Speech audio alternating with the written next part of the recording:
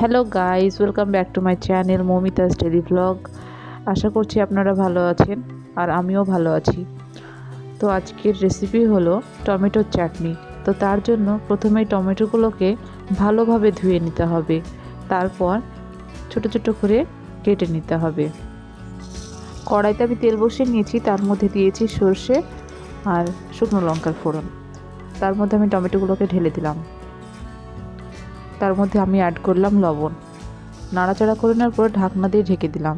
তারপরে আমি অ্যাড করলাম কাজু, কিশমিশ আর কিছু খেজুর কেটে রেখেছিলাম সেগুলোকে। তারপরে আমি চিনি অ্যাড করলাম।